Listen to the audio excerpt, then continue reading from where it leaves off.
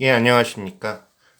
오늘은 그 책을 하지 않고 좀 그냥 어떤 주제에 대해서 어, 노벨 경제학상을 2007년에 메커니즘 디자인이라는 부분에 수여됐거든요. 요 메커니즘 디자인에 대해서 잠깐 말씀을 드리고자 합니다. 경제학이 이게 책을 잘 쓰지 않는 그런 분야입니다. 좀 그 책을 쓰는 분야도 있지만 대부분 논문을 써갖고 인정을 받는 분야이기 때문에 좋은 경제학 이론이나 결과들이 책이 없는 경우가 있어서요. 제 생각에 노벨 경제학상 수상자들을 조금 소개하면서 경제학을 좀 다뤄볼까 합니다. 이때 세 명의 수상자가 있는데 레오니드 후르비치, 에릭 메스킨, 로저 마이어슨. 이 중에 에릭 메스킨 교수님이 제 지도 교수님이셨습니다. 메커니즘 디자인이라는 것을 들어보신 분도 계시겠지만 낯선 분도 계실 텐데요. 한마디로 진실을 알아내는 경제학이라고 볼 수 있겠습니다. 경제학과 진실이 무슨 상관이 있겠냐라고 생각하시겠지만 상당히 진실을 알아내는 것이 경제학에서 중요합니다. 어떤 섬에 다리를 놓을까 말까 결정할 때요. 이게 괜한 공사가 될 수 있습니다.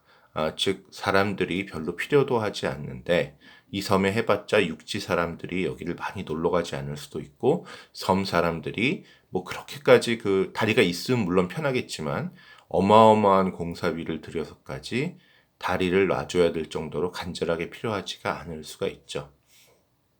그런데 이런 다리를 필요로 하냐 그러면 아마 대부분의 섬 사람들이 우리 정말 필요하다. 별로 필요하지 않으면서도 정말 필요하다라고 얘기할 겁니다. 왜냐하면 그 말만 잘하면 정부가 다리를 공짜로 놔주니까 마다할 이유가 없죠. 반면에 그러면 그렇게 필요하면 너희가 놔라. 그러면 또 안 놓을 겁니다.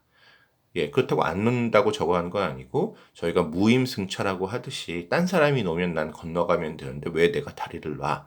그래서 사람들이 이 맨 밑에 보이는 손이라고 그러는데 그 보이는 손이 정부거든요. 정부가 어떤 일을 할 때 그 일이 필요해도 필요하지 않다고 하는 경우가 있고 그게 별로 필요 없어도 되게 필요하다고 하는 경우가 있습니다. 즉 엄살을 부리거나 막 과장을 하거나 이런 것들이 많은데요. 문제는 이렇게 하다 보면 우리가 낸 세금이 적절하게 즉 B라는 섬과의 다리가 더 필요한데 A라는 섬에 사는 사람들이 아주 그런 그 부풀려 갖고 우리가 꼭 해야 된다라고 엄살을 많이 피면 필요 없는 A 섬에는 다리가 놓이고 꼭 필요한 B 섬에는 다리가 안 놓일 수 있는 거죠. 고압 송전선이 지나가는 마을 주민들은 또 다 싫어합니다. 자기 마을에 송전선이 지나가는 것이 뭐가 좋겠습니까? 그런데 이 송전선이 또 지나가지 않으면 경제에 전력이 보급되지 않아서 또 큰 삶의 지장을 주게 되죠. 그래서 송전선이 마을 지나가는 게 싫지만, 꼭 또 이 송전선이 너무 필요한 거니까 좀 그 마을, 어떤 마을은 참아주거나 또는 정부가 적당한 보상을 해줘서 송전선이 지나가도록 해주는 것이 좋은데, 이런 경우에 뭐 죽어도 안 된다.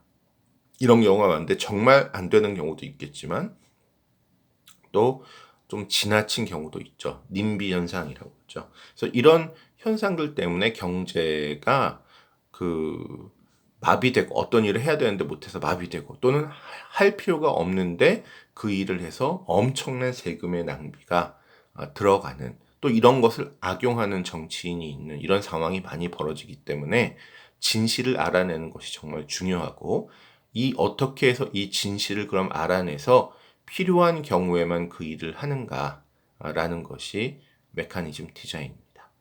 사실 보이지 않는 손은 이런 게 필요 없죠. 다 사람들이 알아서 하니까. 근데 정부가 하는 일은 정부에 대해서 사람들이 이렇게 과장이나 엄살을 떨게 된다는 겁니다. 뭐 제일 재밌는 여러분이 잘 아시는 얘기가 케이크 나누기입니다.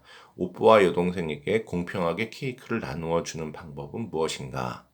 뭐 그냥 정확히 반으로 나누면 되지 않겠냐라고 또 어떤 분은 생각하시겠지만 오빠는 크림을 좋아하고 동생은 빵을 좋아하고 또 동생은 좀 체격이 작아서 조금만 먹어도 배가 부르고 오빠는 많이 먹어야 배가 부르고 뭐 이런 것들이 있겠죠.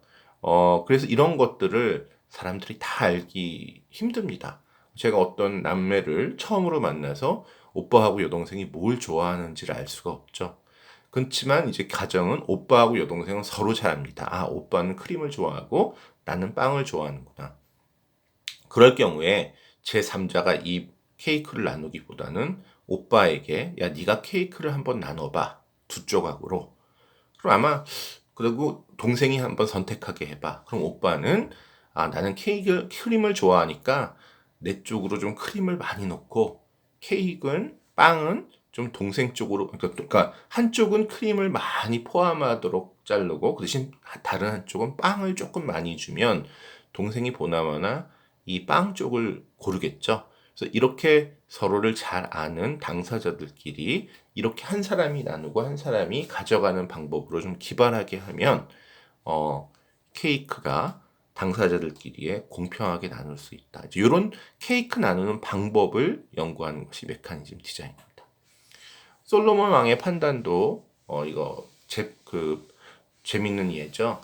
아기의 진짜 엄마를 찾아라. 두 엄마가 어떤 아기를 놓고 서로 자기 거라고 막 주장을 하죠. 그래서 아기를 그럼 둘로 나눠서 나눠 가져라라고 솔로몬 왕이 명령을 했더니 진짜 엄마가 아니 그럼 아기가 죽는데 어떡합니까? 차라리 제가 아기를 포기하겠습니다라고 하고 한 엄마는 좋다 잘라라 이렇게 얘기하죠. 그러니까 그 솔로몬 왕이 그걸 보고 아 자르는 것을 반대하는 사람이 진짜 엄마일 것이다 라고 얘기를 해줍니다. 다른 것도 한번 생각해 볼까요? 비슷한 예지만 어떤 마을에서 최고의 부자를 좀 가려내려고 합니다.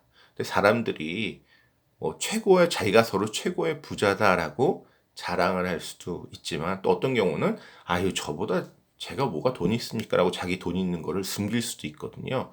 그래서 서로 누가 최고의 부자인지를 숨기는 경우가 생길 수가 있습니다. 이때 어떻게 정확히 알아내냐면 가장 부자라고 생각되는 사람 둘이 있다고 했을 때 둘이 있다고 생각하면 이 두 사람에게 너희가 서로 A는 B가 더 부자라고 B는 A가 더 부자라고 그러면 오늘 밤에 너희 A 가족하고 B 가족이 아무것도 집에서 가지지 말고 몸만 빠져나와라. 그래서 두 사람이 집과 재산과 현금과 모든 것을 교환해라. 그래서 A 사람은 모든 걸 빠져나와갖고 B 집에 들어가고 B 사람 모든 걸 가족이 다 맨몸으로 빠져나와서 그 A 집에 들어가고 그 뭐 통장이나 이런 것도 서로 이제 다 바꿔라. 라고 얘기를 하면 만약에 A가 더 부자면 아유 아닙니다. 그냥 제가 더 부자라고 하세요. 라고 얘기하겠죠. 왜냐하면 자기가 1등 부자인데 그렇게 바꾸면 자기가 돈을 잃지 않습니까? 물론 2등 부자는 바꿉시다 라고 얘기를 하겠죠. 그래서 이런 방법으로 진짜 최고의 부자를 찾아낼 수가 있다라는 얘기입니다. 조금 케이크 나누기나 이런 솔로몬 대왕의 이야기는 약간 우리가 현실 세계에 많이 적용할 수가 없죠. 근데 현실 세계에 많이 적용하는 메커니즘 디자인이 좀 있는데요. 오늘은 그 중에 하나만 경매에 대해서 이야기해 보도록 하겠습니다. 경매에도 진실을 모르기 때문에 생기는 문제가 있습니다. 갑과 을이라는 두 사람이 경매에 참여하는데요. 갑은 실제로 그 경매에서 100억까지 이 물건을 자기가 사면 100억의 가치를 느끼는 사람이고 을은 90억의 가치를 느낍니다. 그럼 갑이 100억의 가치를 느끼니까 100억을 써서 낼까요? 경매에서? 그렇지 않습니다. 100억을 써서 냈는데 100억이 경매 가격으로 되면 자기는 얼마가 남습니까? 100억 빼기 100 하나도 안 남습니다. 그래서 사람들은 어떤 물건이 자기가 100억의 가치가 있다 그러면 100억보다 작은 가치를 써서 냅니다. 80억, 70억 이렇게 써서 내죠. 을도 90억보다 작은 것을 쓸 겁니다. 근데 갑이 경매에서 100억의 가치가 있는데 70억을 써냈는데 을이 75억을 썼다면 어떻게 될까요? 당연히 을이 이 경매에서 이겨서 75억을 내고 가져갑니다. 근데 이게 경제적으로는 비효율인 게 항상 경제는 가장 높은 가치를 가지고 있는 사람에게 물건을 줘야 됩니다. 왜냐하면 을이 90억의 가치를 느끼는 을에게 이걸 줬다는 거는 이 물건의 가치가 그냥 자동적으로 90억이 되는 거고요. 100억의 가치를 가진 갑에게 이 물건을 주면 갑은 이 물건을 더 잘 사용해서 100억을 벌 테니까 경제에서 을보다는 갑이 이것을 가져가는 것이 맞겠죠. 경매가 무슨 미술품 경매만 생각하시는데요. 뭐 어떤 땅 같은 것도 경매해서 그 땅을 더 비싸게 산다는 건 그 사람이 그 땅을 가져다 더 잘 이용할 수 있다는 거고요. 또 중요한 거는 이제 라디오나 이런 그 핸드폰 주파수 이런 거, 그 주파수를 이제 그 경매에서 정부가 파는데, 이런 경매로 주파수를 팔 때는 정부가 그 비싼 값에 팔아서 소득도 많이 올려야겠지만, 또 이 주파수를 더 잘 이용할 사람에게 팔아야 경제가 더 효율적으로 되는 거죠. 그래서 경제학자들이 생각하는 게 세컨 비드 옥션이라는 겁니다. 세컨 비드 옥션이란 어떤 것인가? 경매를 할 때 가장 높은 가격을 쓴 사람이 이기는 것은 똑같은데, 만약에 제가 90억을 썼고, 그래서 제일 많이 써서 낸 사람이기 때문에 제가 경매에서 이겼어요. 하지만 그렇다고 제가 90억을 내는 건 아니고, 저 다음으로 두 번째 많이 쓴 사람이 80억을 냈다. 그러면 저는 90억을 써서 내서 경매에 이겼지만, 실제로 지불하는 돈은 두 번째 사람인 80억이다. 세컨 비드, 두 번째로 높은 경매 가격을 실제로 지불한다는 얘기입니다. 이것이 어떤 효과가 있을까요? 이제 갑과 을이 앞에서 똑같이 갑은 100억의 가치를 갖고 있고 을은 90억. 근데 이제 갑은 을이 얼마의 가치를 갖고 있는지 모르겠죠. 예, 뭐 을도 있고 병도 있고 여러 명이 있는데 자기가 100억이라는 걸 알고 있는데 다른 사람 중에 뭐 당연히 경매에선 다른 사람들의 가치를 모릅니다. 다른 사람들 중에 110억이 있는지 또는 아무도 90억 이상이 없는지는 모릅니다. 근데 갑이 그래 내가 100억을 쓰지 말고 좀 낮춰 써볼까라고 90억을 쓴다면 어떻게 될까요?